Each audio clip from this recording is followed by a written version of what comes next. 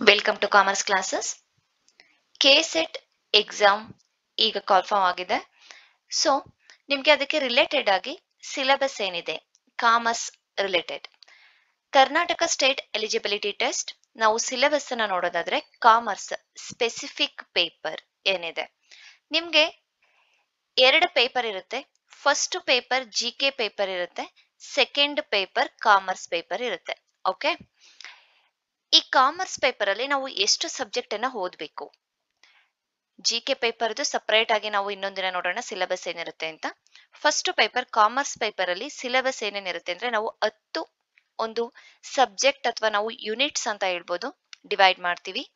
First business environment and international business.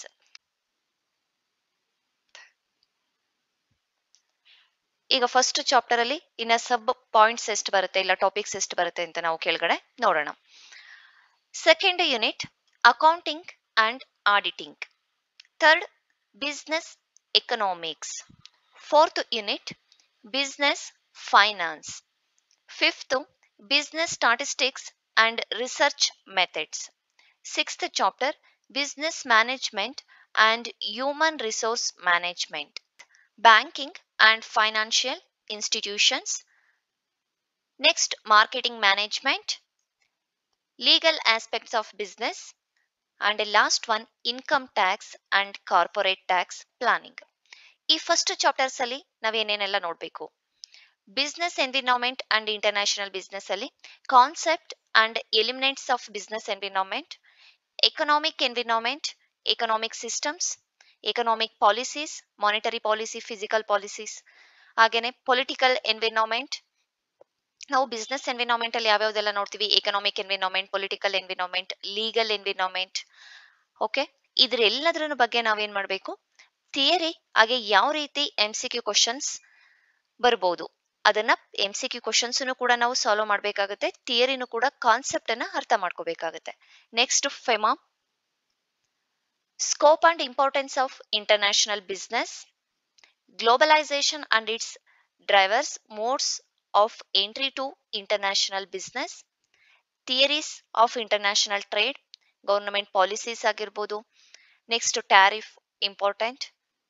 Next FDI foreign direct investment, FPI foreign portfolio investment, types of FDI, cost and benefits of FDI ಈ ಒಂದು chapter ಅಲ್ಲಿ important ಆಗಿರುತ್ತೆ. And BOP balance of payment, regional economic integration. Okay, ಹಾಗೆ Asian ಆಗಿರ್ಬೋದು, SAARC ಇವೆಲ್ಲದೂ ಕೂಡ ನಮಗೆ important ಇರುತ್ತೆ. ನೆಕ್ಸ್ಟ್ ಇಂಟರ್ನ್ಯಾಷನಲ್ ಎಕನಾಮಿಕ್ ಇನ್ಸ್ಟಿಟ್ಯೂಷನ್ಸ್ ಯಾವ್ಯಾವ್ದಿದೆ? IMF, ವರ್ಲ್ಡ್ ಬ್ಯಾಂಕ್, UNCTAD, ಹಾಗೆ WTO ಆಬ್ಜೆಕ್ಟಿವ್ಸ್ ಯಾವ ರೀತಿ ಆರ್ಗನೈಸ್ ಆಯ್ತು, ಯಾವ ಡೇಟ್ ಅಲ್ಲಿ ಆರ್ಗನೈಸ್ ಆಯ್ತು, ಅದ್ರ ಒಂದು ಫಂಕ್ಷನ್ಸ್ ಏನೇನಿದೆ, ಆಬ್ಜೆಕ್ಟಿವ್ಸ್ ಯಾವ್ಯಾವ್ದಿದೆ, ಇದೆಲ್ಲದೂ ಕೂಡ ಇಂಪಾರ್ಟೆಂಟ್ ಆಗುತ್ತೆ. ಹಾಗೆ ಗ್ಯಾಟ್ಸ್, ಟ್ರಿಪ್ಸ್, ಟ್ರಿಮ್ಸ್ ಈ ಒಂದು ಚಾಪ್ಟರ್ ಅಲ್ಲಿ ತುಂಬಾನೇ ಇಂಪಾರ್ಟೆಂಟ್ ಆಗಿರುತ್ತೆ. Okay, next accounting and auditing. Basic accounting principles, concept.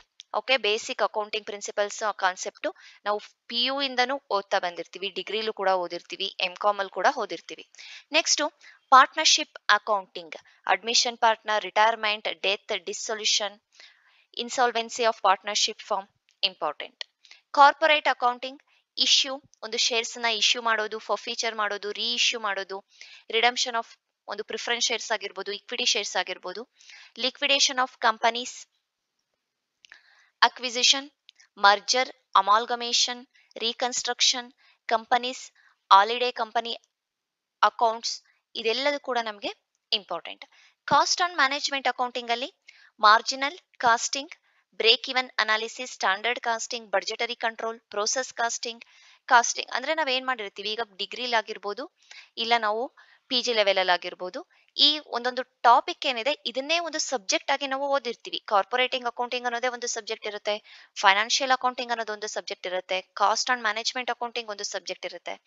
So ಅದನ್ನ ಎಲ್ಲ ಏನ್ ಓದಿರ್ತೀವಿ ನಾವ್ ಇಲ್ಲಿ ರಿವಿಷನ್ ರೀತಿ ಮಾಡ್ಕೋಬೇಕಾಗತ್ತೆ. ಇದರಲ್ಲಿ ಒಂದು ಟಾಪಿಕ್ ರೀತಿ ನಾವು ಅದನ್ನ ನೋಡ್ತೀವಿ. ಏನು ಮೇನ್ ಆಗಿ ಏನೇನ್ ಬೇಕು ಇಲ್ಲಿ ಒಂದು ಸಿಲೆಬಸ್ ಅಲ್ಲಿ ಏನ್ ಕೊಟ್ಟಿದ್ದಾರೆ ಅದಷ್ಟನ್ನು ಕೂಡ ಕವರ್ ಮಾಡ್ಬೇಕಾಗುತ್ತೆ. Next financial statement analysis, ratio analysis, fund flow analysis, cash flow analysis. Okay. Next HRA, human resources accounting, inflation accounting, environmental accounting, Indian accounting standard IFRS, ಇದು ಕೂಡ ಇಂಪಾರ್ಟೆಂಟ್ ಆಗಿರುತ್ತೆ. ನೆಕ್ಸ್ಟ್ ಆಡಿಟಿಂಗ್, ಕಂಪ್ಲೀಟ್ ಸಿಲೆಬಸ್ ಇಲ್ಲಿ ನೋಡ್ಬೋದು. Next business economics, meaning and scope of business economics, objectives. Okay.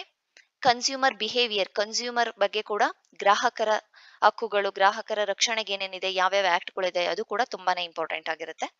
Next theories of cost, ಹಾಗೆ price determination, market ಅಲ್ಲಿ ಯಾವ ರೀತಿ ನಾವು ಪ್ರೈಸ್ ಅನ್ನ ಯಾವ ರೀತಿ ಫಾರ್ಮ್ ಮಾಡ್ಬೋದು, ಅದೆಲ್ಲದು ಕೂಡ ಇಂಪಾರ್ಟೆಂಟ್ ಆಗಿರುತ್ತೆ. ಮನೋಪಲಿ, ಏಕ ವ್ಯಕ್ತಿ ವ್ಯಾಪಾರ, ಬಹು ವ್ಯಕ್ತಿ ವ್ಯಾಪಾರ, ಇದು ಕೂಡ ನಾವಿಲ್ಲಿ ನೋಡ್ಬೋದು. ನೆಕ್ಸ್ಟ್ ಪ್ರೈಸಿಂಗ್ ಸ್ಟ್ರಾಟಜೀಸ್ ನ ಯಾವ್ಯಾವ್ದೆಲ್ಲ ಯೂಸ್ ಮಾಡ್ತೀವಿ ಪ್ರೈಸ್ ನ ಸೆಟ್ ಮಾಡುವಾಗ, ಕನ್ಸ್ಯೂಮರ್ಗೂ ಕೂಡ ಲಾಸ್ ಆಗಬಾರ್ದು, ಹಾಗೆ ಒಬ್ಬ ಒಂದು ಉತ್ಪಾದಕ ಇರ್ತಾನೆ, ಅವನಿಗೂ ಕೂಡ ಲಾಸ್ ಆಗಬಾರ್ದು. ಆ ರೀತಿ ಈಗ ಯಾವುದೋ ಒಂದು ಪ್ರಾಡಕ್ಟ್ಗೆ ಒಂದು 50 ರುಪೀಸ್ ಅವನು ಖರ್ಚು ಮಾಡಿದಾನೆ ಅದನ್ನ ಉತ್ಪಾದನೆ ಮಾಡೋದಕ್ಕೆ, 200 ರುಪೀಸ್ ನಾವು ಅದನ್ನ ಫಿಕ್ಸ್ ಮಾಡೋದಕ್ಕಾಗತ್ತಾ? ಇಲ್ಲ. ಯಾಕೆಂದ್ರೆ ಅದನ್ನ ಖರೀದಿ ಮಾಡೋ ಗ್ರಾಹಕರಿಗೆ ತುಂಬಾ ಹೊಡೆತ ಬೀಳುತ್ತೆ. ಹಾಗಾಗಿ ಗ್ರಾಹಕರಿಗೂ ಹೊಡೆತ ಬೀಳದ ಹಾಗೆ, ಉತ್ಪಾದಕರಿಗೂ ಹೊಡೆತ ಬೀಳದ ಹಾಗೆ ಒಂದು ಪ್ರೈಸ್ ಅನ್ನ ಫಿಕ್ಸ್ ಮಾಡೋ ಸ್ಟ್ರಾಟಜೀಸ್ ಏನೇನಿದೆ ಅದನ್ನೆಲ್ಲದೂ ಕೂಡ ನೋಡ್ಕೋಬೇಕು. Next business finance, scope and sources of finance, cost of capital and time value of money, capital budgeting decision, working capital management, dividend decision, risk return analysis, international monetary system, foreign exchange market, ಇದೆಲ್ಲದನ್ನು ಕೂಡ ನಾವು ಈ chapter ಅಲ್ಲಿ ನೋಡ್ತಾ ಹೋಗ್ತೀವಿ. Next chapter business statistics and research method. Okay. Regression, ಇದನ್ನು ಕೂಡ ನಾವು BCom ಅಲ್ಲಿ ಕಲ್ತಿರ್ತೀವಿ. Probability, research concept types, data collection and classification of data, sampling, ಇದೆಲ್ಲದೂ ಕೂಡ ಇದರಲ್ಲಿ ಇಂಪಾರ್ಟೆಂಟ್ ಆಗಿರುತ್ತೆ. ಸ್ಯಾಂಪ್ಲಿಂಗ್ ವೆರಿ ಇಂಪಾರ್ಟೆಂಟ್ ಆಗಿರುತ್ತೆ. Next business management and human resource management. ಈ ಚಾಪ್ಟರ್ ಅಲ್ಲೂ ನೀವು ಎಷ್ಟೊಂದು ನಾವು ಟಾಪಿಕ್ಸ್ ಬರುತ್ತೆ ಅಂತ ನೋಡ್ಬೋದು. Principle and functions of management ಅಂದ್ರೆ ಅದನ್ನೇ ಒಂದು ಸಬ್ಜೆಕ್ಟ್ ಆಗಿ ಓದಿರ್ತೀವಿ. ಇಲ್ಲಿ ನಾವು ಅದನ್ನೆಲ್ಲದನ್ನು ಕೂಡ ಕವರ್ ಮಾಡ್ತಾ ಹೋಗ್ಬೇಕಾಗುತ್ತೆ. Responsibility and authority, corporate governance and business ethics ಆಗಿರ್ಬೋದು, human resources management, training and development, success planning. So ಇದಿಷ್ಟು ಟಾಪಿಕ್ ಅನ್ನು ಕೂಡ ನೀವು ನೋಟ್ ಮಾಡ್ಕೋಬೇಕು. Next banking and financial institution, ಇದರಲ್ಲೂ ಅಷ್ಟೇ overview of Indian financial system, types of banks, commercial bank, regional rural banks, foreign banks, cooperative banks, reserve bank of India, very very important. Role and monetary policy ಯಾವ ರೀತಿ ಇರುತ್ತೆ. Next banking sector reform ಯಾವ ರೀತಿ ಆಯ್ತು ನಮ್ಮ ಭಾರತದಲ್ಲಿ, risk management, NPA management. Okay. ಇದೆಲ್ಲದೂ ಕೂಡ ನೀವು ಪಾಯಿಂಟ್ಸ್ ಅನ್ನ ನೋಟ್ ಮಾಡ್ಕೋಬೇಕು. ನೆಕ್ಸ್ಟ್ ಮಾರ್ಕೆಟಿಂಗ್ ಮ್ಯಾನೇಜ್ಮೆಂಟ್ ಅಲ್ಲಿ ಫಸ್ಟ್ ಬೇಸಿಕ್ ಆಗಿ ನಮಗೆ ಮಾರ್ಕೆಟಿಂಗ್ ಅಂದ್ರೆ ಏನು ಅಂತ ಗೊತ್ತಿರಬೇಕು, ಅದ್ರ ಕಾನ್ಸೆಪ್ಟ್, ಅಪ್ರೋಚಸ್, ಹಾಗೆ marketing mix, strategic of marketing planning, marketing segmentation, targeting and position, product decision, concept, product line, product mix decision, product life cycle, new product ಅನ್ನ ಯಾವ ರೀತಿ ನಾವು ಡೆವಲಪ್ ಮಾಡ್ತೀವಿ, ಪ್ರೈಸ್ ಯಾವ ರೀತಿ ಡಿಸಿಷನ್ ತಗೊಳ್ತೀವಿ, ಪ್ರಮೋಷನ್ ಯಾವ ರೀತಿ ಮಾಡ್ತೀವಿ. ಸೊ ಮಾರ್ಕೆಟಿಂಗ್ ಮಿಕ್ಸ್ ಅಲ್ಲಿ ಏನೇನು 4 P's ಬರುತ್ತೆ ಅದೆಲ್ಲದನ್ನು ಕೂಡ ನಾವು ನೀಟಾಗಿ ನೋಡ್ಕೋಬೇಕಾಗುತ್ತೆ. ಸೇಲ್ಸ್, ಪ್ರಮೋಷನ್ ಆಗಿರ್ಬೋದು, ಡಿಸ್ಟ್ರಿಬ್ಯೂಷನ್ ಆಗಿರ್ಬೋದು, ಕನ್ಸ್ಯೂಮರ್ ಬಿಹೇವಿಯರ್ ಆಗಿರ್ಬೋದು, ಬೈಯಿಂಗ್ ಪ್ರೋಸೆಸ್ ಯಾವ ರೀತಿ ಇರುತ್ತೆ, ಆನ್ಲೈನ್ ಮಾರ್ಕೆಟಿಂಗ್ ಹೇಗೆ, ಆಫ್ಲೈನ್ ಮಾರ್ಕೆಟಿಂಗ್ ಹೇಗೆ, ರೂರಲ್ ಮಾರ್ಕೆಟಿಂಗ್ ಯಾವ ರೀತಿ ಇರುತ್ತೆ, ಡೈರೆಕ್ಟ್ ಮಾರ್ಕೆಟಿಂಗ್ ಹೇಗೆ, ಮಾರ್ಕೆಟಿಂಗ್ ಸರ್ವಿಸಸ್, ಪ್ರತಿಯೊಂದನ್ನು ಕೂಡ ನೋಡ್ಕೋಬೇಕಾಗುತ್ತೆ. Next legal aspects of business. Indian contract act 1872 eliminates valid contract, specific contract, sale of goods act, okay, negotiable instrument act 1881, ಅದರ ಟೈಪ್ಸ್ ಆಗಿರ್ಬೋದು.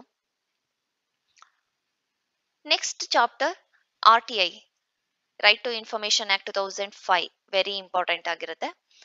Next income tax and corporate tax ಬಗ್ಗೆನೂ ಅಷ್ಟೇ. ಇದೆಲ್ಲದೂ ಕೂಡ ನಿಮಗೆ KCET ಅಲ್ಲಿ ಸೆಕೆಂಡ್ ಪೇಪರ್ಗೆ ಇರುವಂತ ಕಂಪ್ಲೀಟ್ ಸಿಲೆಬಸ್ ಆಗಿರುತ್ತೆ. ನೆಕ್ಸ್ಟ್ ವಿಡಿಯೋದಲ್ಲಿ ಕ್ವಶನ್ ಪೇಪರ್ ಯಾವ ರೀತಿ ಇರುತ್ತೆ, ಪ್ರೀವಿಯಸ್ ಇಯರ್ ಕ್ವಶನ್ ಪೇಪರ್ಸ್ ಆಗಿರ್ಬೋದು, ಹಾಗೆ ನಿಮಗೆ ಇಂಪಾರ್ಟೆಂಟ್ MCQ ಕ್ವಶನ್ಸ್ ಅಥವಾ ಥಿಯರಿನ ಡಿಸ್ಕಸ್ ಮಾಡ್ತಾ ಹೋಗೋಣ. Thank you.